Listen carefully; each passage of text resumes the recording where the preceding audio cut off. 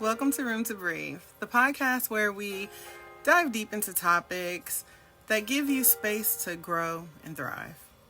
I'm your host, Shantae, and I'm going to be your guide on this journey to self-discovery and personal development. Now, each week, we will explore different strategies, insights, and stories to help you find clarity, purpose, and balance in life. If you enjoy what you hear, don't forget to subscribe to our channel. Hit that like button and share with your friends and family. Together, let's create a community where everyone has room to breathe and grow. Are you ready? Let's get started.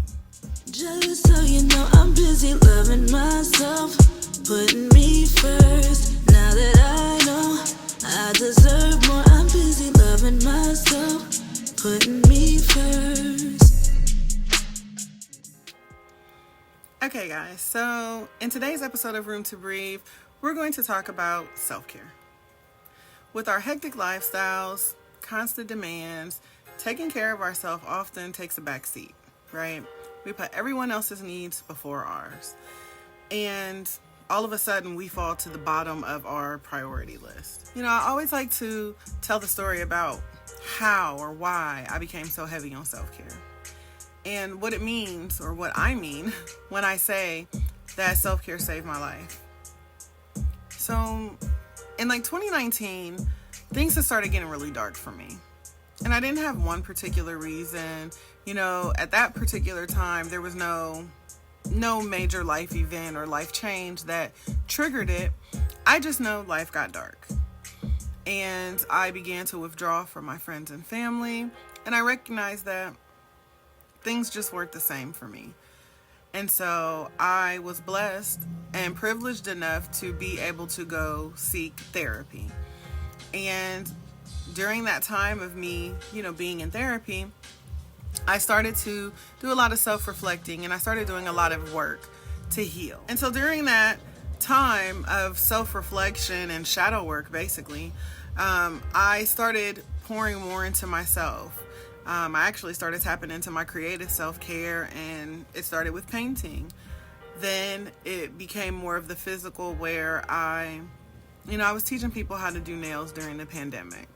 That was a sense of relaxation, and it still tapped into my creative side. And then it allowed me to get online and build these communities virtually with people who were like-minded. And so from there, things just began to grow for me, and I noticed that I was flourishing. I was happier again. I began coming out of my shell more. My relationship with my family improved. I lost some friends, but I gained some friends too. Because I always tell people, self-care, this healing journey, it ain't for the weak. You're going to win some, you're going to lose some. But at the end of the day, what you do always win and that you always keep is you. And that's what I was on the journey for. I was on this mission to find me. And so self-care truly saved me from me, because I was headed towards destruction. I was happy sabotaging what I had, and I had beautiful things. I had a great life, but I was sabotaging it. And so once I started pouring into my self-care and I started refilling my cup, I was able to recognize these things. And it just felt good. And who doesn't want to feel good, right? When we think about self-care, we have to start to understand that self-care is not a luxury. Self-care is not optional. It's essential for us to maintain our physical, mental, and emotional well-being.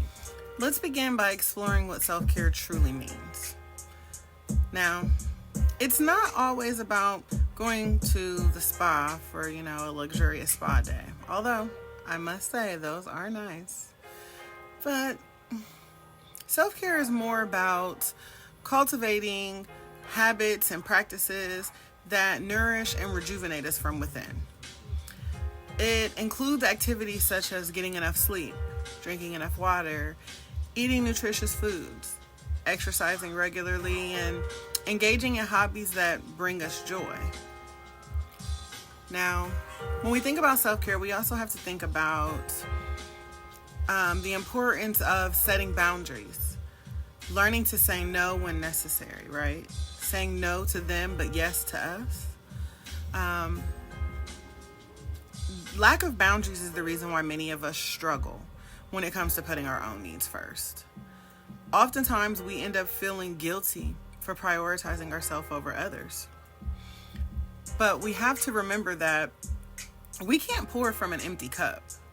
So if we don't take the time to pour back into us, to nourish ourselves, and to say yes to us, then we don't have anything to give, right? Like, our cups are empty, and so we can't adequately be there for our loved ones.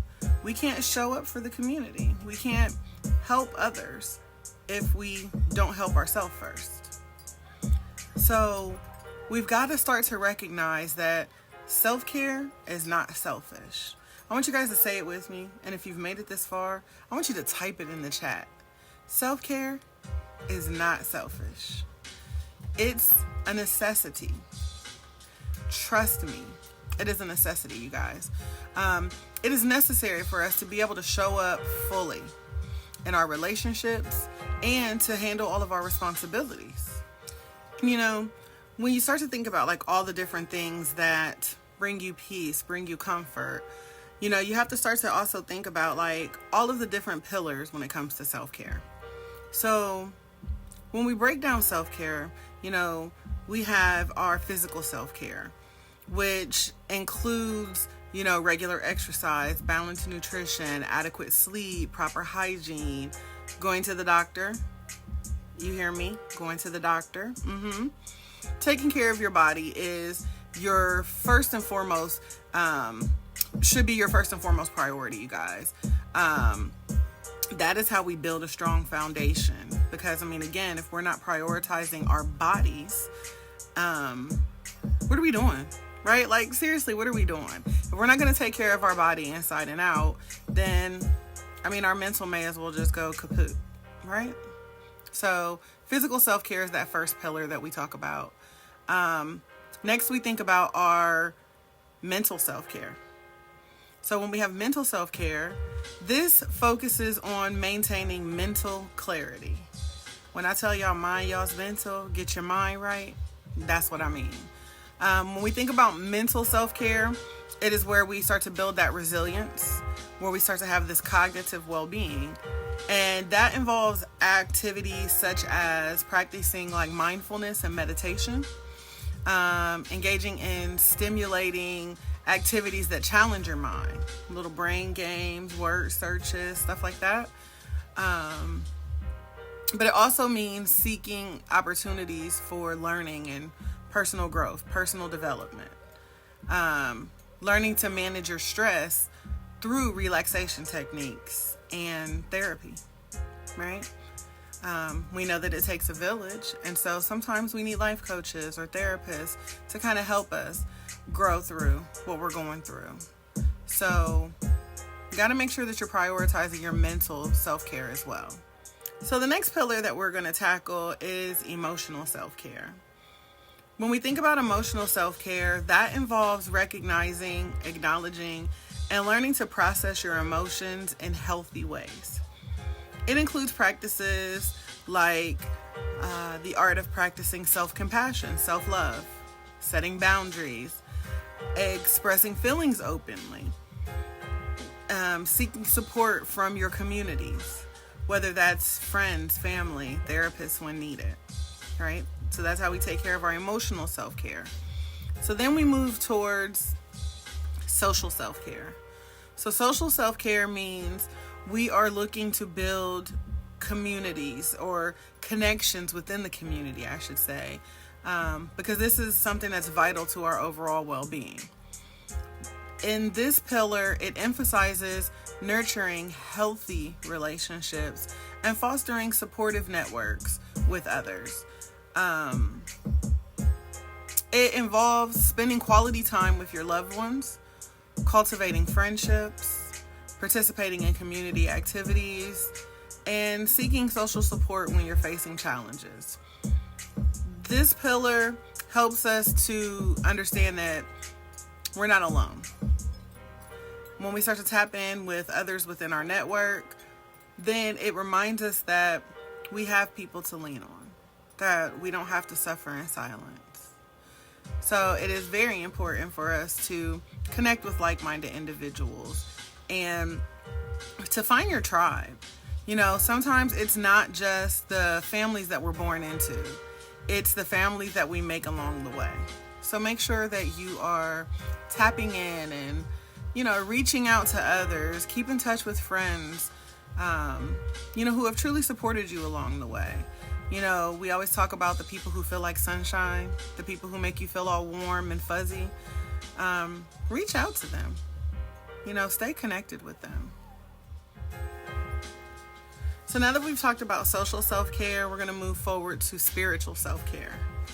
This right here encompasses the practices that nurture your sense of purpose, your meaning, like why am I here? And it helps you to understand that you are connected to something greater than yourself. This can include engaging in religious or spiritual practices, but it also includes things like spending time in nature, exploring your personal beliefs and values, and finding activities that promote inner peace and fulfillment. It helps us get to the root of our why. Why am I here? What am I doing? Where am I headed? So, you know, finding things that help you get to your purpose-filled place quicker will definitely help to fuel you on this journey. We also have professional self-care. And I know we don't want to talk about it because everybody all F this job. But we got to talk about professional self-care because in the workplace, we've got to get comfortable. We've got to, you know, focus on balancing our work-life balance. And starting to be satisfied with our work-life balance. Some of us are in jobs that we don't like. I mean, let's just be real. We don't like our job. But we have to understand that that job is a blessing. And we have to remind ourselves that there could have been days before where we were hungry and we prayed for something to eat.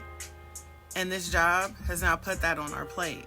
But instead, we're just now being ungrateful because we don't like the job that we're doing, but we do like the food that we eat. We like the homes that we live in or the cars that we drive. But we've lost focus. We've lost sight of things. So, you know, when it comes to having this work-life balance, we've got to begin to set boundaries. And that also starts with us understanding that, you know what, this job serves a purpose. I'm here for a reason. And I may not be in the place that I want to be yet, but this job is helping me get there. So when we think about our professional self-care, we've got to start prioritizing tasks. We've got to start to balance things where we're not becoming workaholics or we're not being slackers. Like we got to find that perfect balance in between as we head towards where we want to go. We've got to start appreciating what we have while we work towards the life that we want, the life that we desire. Next, we can talk about the seventh pillar, which is environmental self-care. Now, this is one that's pretty underrated. Not many people talk about it. But environmental self-care emphasizes the importance of creating a supportive and nurturing physical environment. An environment that promotes well-being. This can include decluttering and organizing your living space, spending more time in nature, reducing your exposure to toxins, and looking to support sustainable practices that benefit the planet. It is you showing up and being a good human, recognizing that our actions have consequences, and for us to be more mindful of how we act, how we govern ourselves when we're out in the world. So, by addressing each of these pillars, individuals can then start to develop a more well-rounded self-care routine that supports their overall health and happiness. It's important for us to all remember that self-care is not a one-size-fits-all approach. And what works for one person might not work for someone else. So we have to be willing to experiment and try new things on this journey. So as we go forward, in more episodes, we're going to continue to share practical tips and strategies on ways that we can incorporate self-care into our lives on a daily basis, regardless of our busy schedules, regardless of what we have to do on, today's to-do list. We're going to focus on getting our self-care daily. We're not going to wait till Saturday for Self-Care Saturday because that sounds cute, right? We're going to practice self-care every day. And it's not just going to be when I wake up, I get my self-care, and then I go on about my business. I'm going to figure out how I can get self-care in the middle of the day. I'm going to figure out how I can get self-care in before I go to bed. I'm going to find it. I'm going to find it. I'm going to look for every single opportunity that I can to refill my cup. And the reason why I do that is because I want my cup to run over. And the only way that I can continue to show up on a regular basis and be who I am for everyone else is if I keep my cup full. And the only way that I'm going to keep my cup full is to practice self-care. So again, guys, make sure that you are prioritizing your self-care. We always hear this analogy that when the plane is going down, you got to put the mask on yourself first. And it's so true. We have to start to realize that we're the priority, that we matter. And so our health matters, our feelings matter. And we've got to begin to explore the role of self-care as a means of preventing burnout, as a means of managing our stress. When we take a proactive approach to self-care, that allows us to better cope with life's challenges. And it helps us to build resilience in the face of adversity. And and all that means is that when life starts lifing, honey, we bounce back.